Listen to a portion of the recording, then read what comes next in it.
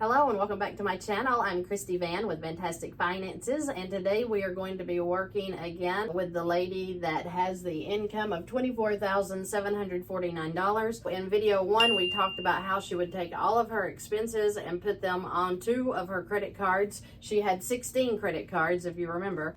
So now she is down to 14 credit cards, and we have a $15,000 line of credit in this scenario. Remember, her expenses were $18,770 because she has leases.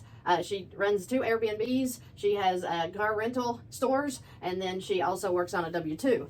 So she is a moving lady, right? Remember, she's over 55, lives in Michigan, and is really doing a great job. She just felt like she was paycheck to paycheck. So in the first video, when we showed her how to take all of her expenses, being the electric, phones, car insurance, all the other insurances, the electric bills, all that stuff that she has on the homes, put them onto 2 of her credit cards, that not only satisfies the payment on those credit cards when she puts her income in, but it takes the pressure off of her having to sit down and pay those bills every month.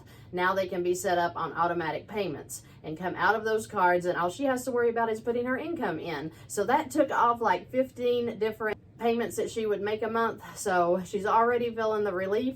And now we're moving into month 2. The line of credit that she has obtained will be $15,000. So we're going to figure that at a 20% rate just because the feds are hiking those rates, and we want to see if the 20% interest rate on a line of credit is really going to make that much difference with the way she's paying her debt down. So due to the line of credit is not as high as her income every month, it's only at $15,000, she would only be able to put so much into this line of credit until they raise that limit. So we are going to have her leave $10,000 in cash in the bank, and that will cover her leases at $9,050, and that will cover her car payment number 3 at $858 with some change. So $10,000 stays in the bank, and $14,749 is going to go into this line of credit every month. So here's how we're going to start. She has the $15,000 available. So she is going to wipe out $15,000 of these credit cards. Okay, so that will leave her $36.47 balance due. The $15,000 credit card has been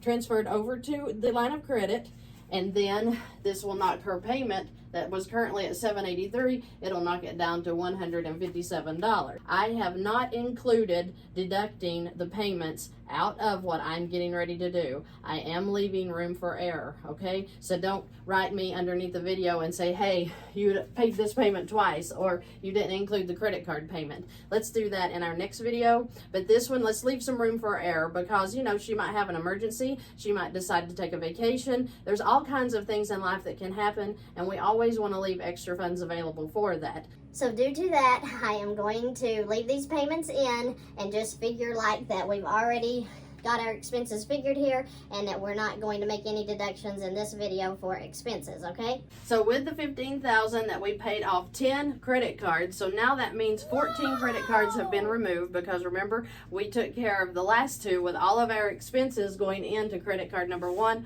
and number 2. So now when she gets her statement, she will pay the statement balance on the due date, and that will be coming out of this $8,770 here. So then she can come in, whether it be at the end of this second month or going into her 3rd month, she could go ahead and pay off the $3,647 in credit cards that remains, which means this would be completely wiped out and she no longer has any credit card debt. Now that's beautiful in itself. We did all of that in the first 2 months going into the 3rd month. So now her balance would be $12,816.29. She also has room to pay $1,932.71 on loan number 1. Here is one of the payments that's going to be coming out, the $498. When I paid this payment into the loan, I did not figure that that was knocked out, so that could be considered an extra payment, making the balance lower, whatever. I don't care, just leaving room for error, okay? So with her balance now being at $14,749 going into the 3rd month, she will come in again in month 3, put in her $14,749, leaving the $10,000 cash in bank, remember. Then she will have a 0 balance again, but her expenses will start coming out through the month. We'll get an average daily balance again. I figured the interest on this $8,770, it's not going to be that high. So $144.16 in interest takes her up to $8,914.16, and then she can make another payment on loan number 1 for $5,834.84, bringing her balance back up to the $14,749. But after we make the $5,834.84 payment into loan number 1, her balance will be $11,845.45, which means that we are working these balances down on her debt, and she is going to be out of debt very, very quickly. So I appreciate you joining me today. If you have any questions or comments, please leave them below. Remember, this is video number 2, so if you need to go back and review number 1 to see how we started, please do. And if you need to contact me, please go to the links below. I would love to hear from you. And if you would like your own whiteboard done, I also have a link for that. Thank you. I appreciate you guys. You all are so kind, and I look forward to seeing you in the next video.